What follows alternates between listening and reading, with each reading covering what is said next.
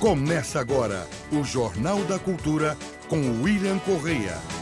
Boa noite. Ministério Público cobra 4,5 bilhões de empresas envolvidas no escândalo da Petrobras. E a presidente Dilma Rousseff diz que a investigação na estatal deveria ter começado nos anos 90. E veja também nesta edição. Ministério da Educação abre consulta pública para discutir a valorização do diretor de escola.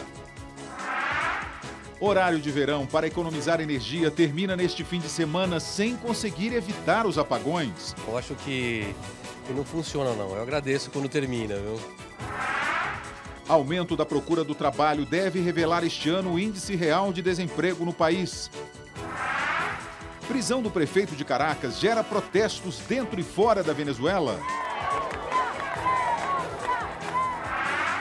Atletas olímpicos brasileiros vão enfrentar maratona de testes antidoping até os Jogos do Rio do ano que vem. A África Ocidental terá teste de ebola que identifica a doença em 15 minutos. Depois de tanta sujeira e barulho, Prefeitura paulistana limita em 15 mil o público na Vila Madalena durante comemorações.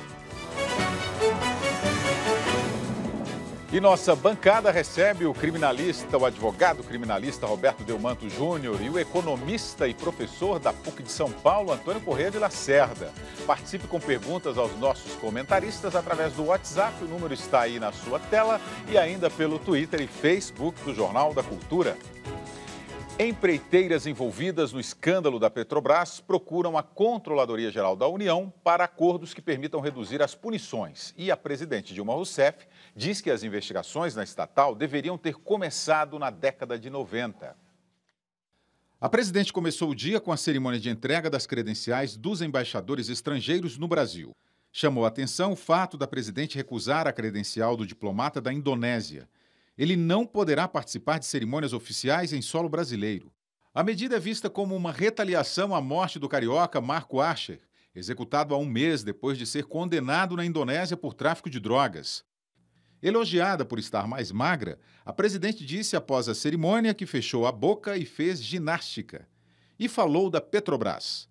Para ela, a investigação deveria ter começado nos anos 90. Se, em 96, 97... tivessem investigado e tivessem, naquele momento, punido, nós não teríamos o caso desse funcionário da Petrobras que ficou durante mais de 10 anos, mais de 20, quase 20 anos, praticando atos de corrupção.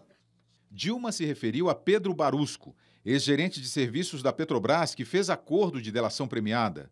Aécio Neves, líder do PSDB no Senado, rebateu a presidente. Se a presidente da República dá crédito às declarações do seu Pedro Barusco, é preciso que ela dê crédito e venha a público dizer o que acha do centro do seu depoimento, onde ele afirma que 200 milhões de dólares foram transferidos para o PT durante esses últimos 12 anos. O PSDB deve convocar o ex-ministro-chefe da Casa Civil, José Dirceu, e João Vacari Neto, tesoureiro do PT, para depor na nova CPI da Petrobras. Hoje, a Procuradoria-Geral da República entrou com um pedido de indenização de quase 4,5 bilhões de reais de 6 empreiteiras acusadas de improbidade administrativa. Elas são investigadas na Operação Lava Jato por desvios de recursos da Petrobras. E outras 2 empreiteiras pediram à Controladoria Geral da União acordos de leniência.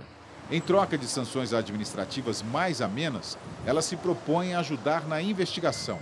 A CGU tem 5 dias para dizer se aceita ou não a proposta. Roberto Delmanto, boa noite. Boa noite, Vamos começar com as declarações da presidente Dilma Rousseff. Quer dizer, se você traduzindo, ela está dizendo que só o governo dela que investiga e que pune. Quer dizer, como é que funciona isso? A Polícia Federal age porque o governo manda agir, o juiz Sérgio Moro também age porque o governo federal pede para agir nesse caso da Petrobras? Olha, com todo respeito à nossa presidente da República, nós devemos sempre ter o respeito, pois é a chefe do Executivo, essas declarações são incríveis. Primeiramente porque cabe à polícia investigar, independentemente de uma presidente da República, do presidente ser um, da presidente ser outro, quer dizer, são as instituições que devem funcionar. Jamais um presidente da República poderá deixar de investigar, fazer investigar. Isto é a Polícia Federal e muito menos o ministro da Justiça. E falando em ministro da Justiça, se me permite, William, eu entendo toda essa polêmica a respeito do ministro Cardoso ter recebido os advogados estão exercendo o direito deles de correr atrás e de defender os seus clientes. Porém, isto vai abrir um precedente muito interessante, porque se esses advogados, grandes criminalistas, grandes advogados foram recebidos, outros também de todo o Brasil deverão ser recebidos. E eu digo que daqui a pouco nós teremos até filas, como do NPS, no Ministério da Justiça, até uma distribuição de senhas para receber advogados. Todo advogado que tiver um problema na Polícia Federal, eu sugiro agora que recorra também ao eminente ministro da Justiça, porque se ele receber os advogados desta construtora, ele deverá receber advogados também que tenham problemas com a Polícia Federal, reclamações diante da Polícia Federal de todo o Brasil. Eu espero que o Ministério da Justiça se prepare para essa verdadeira avalanche de advogados que irão ali bater as portas do nosso eminente ministro.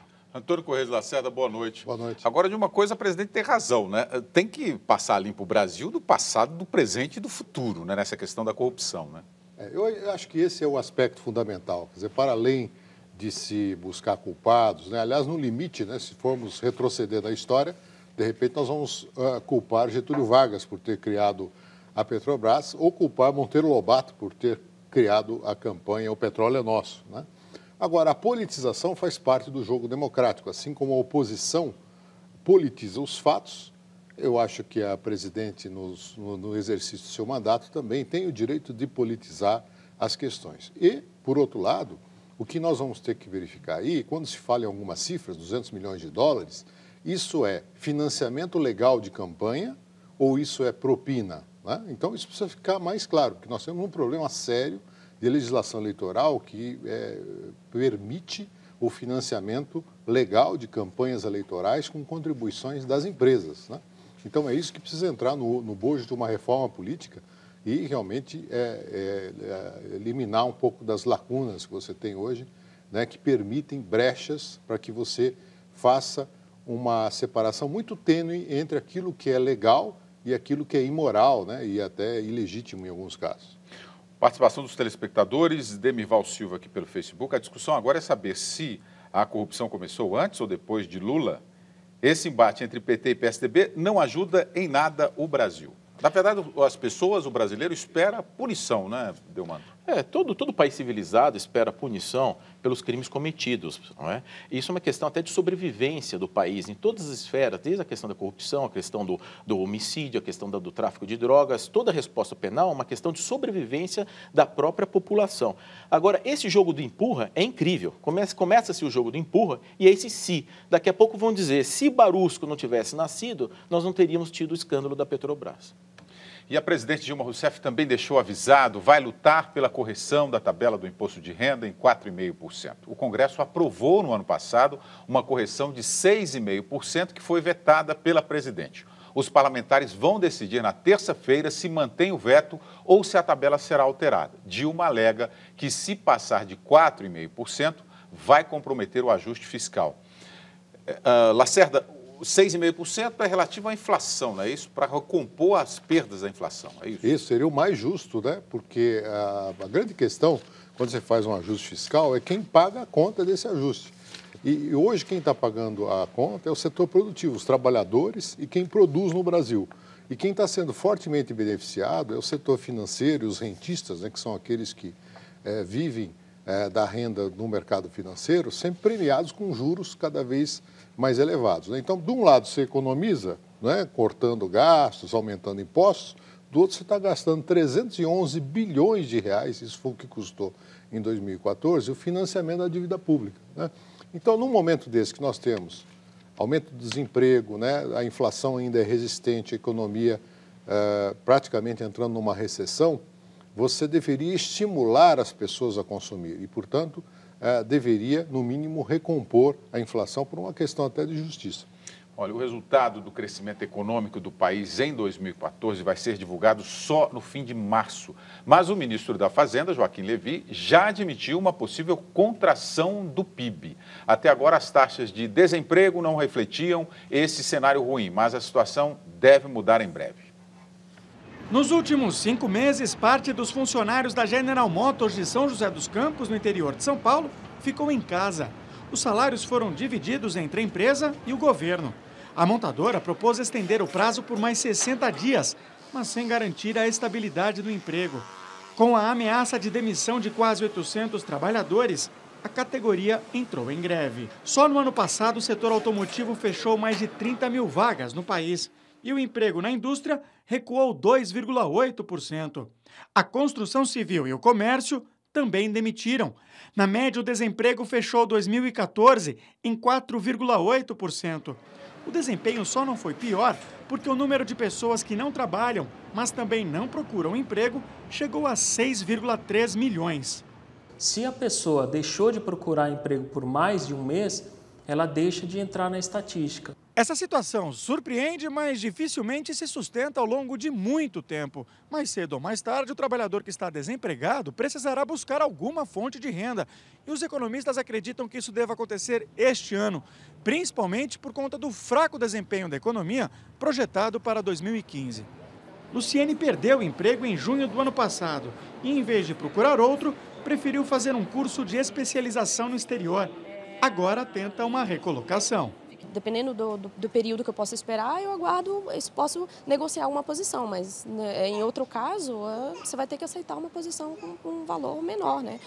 Jaqueline ficou 5 anos fora do mercado, conseguiu uma vaga de auxiliar de limpeza, mas só por 3 meses. Você chega, é muita promessa, você bate de porta em porta, fala que vão te ligar, na hora não acabam ligando, aí fica complicado assim. Para piorar, hoje, o setor de serviços, que apresentava os melhores resultados dos últimos anos, anunciou que em 2014 cresceu 6%. É o pior desempenho desde 2012. Na sondagem do Banco Central, o mercado já prevê retração de 0,42% do PIB. Ajustes devem acontecer no mercado de trabalho com mais demissões. A nossa projeção é de que ele suba para um patamar de 5,5%. Lacerda, os números do desemprego demoram mesmo de chegar, né? Porque ele é caracterizado por pessoas procurando emprego, não é isso? Exato. Nós temos um conceito que é de população economicamente ativa, ou seja, são aquelas pessoas que estão no mercado de trabalho. O que significa estar no mercado de trabalho? Ou estão trabalhando ou estão à procura de emprego, tá certo? Então, como a taxa de desemprego é uma relação entre as pessoas que não estão empregadas e o total da PEA, a população economicamente ativa, quanto menor essa PEA, menor é a taxa de desemprego. Então, existem 2 fatores fundamentais que definem o desemprego no Brasil. Um, estrutural. Hoje as famílias têm menos filhos e esses filhos demoram mais para ingressar no mercado de trabalho. Porque, como a própria reportagem mostrou, muitos preferem se qualificar, porque a qualificação leva a melhores salários. E há um fator conjuntural que decorre da situação da indústria, por exemplo, né? A indústria automotiva, que sofre uma crise longa, não é tão recente já, nos últimos 2, 3 anos a indústria vem sofrendo um impacto muito grande.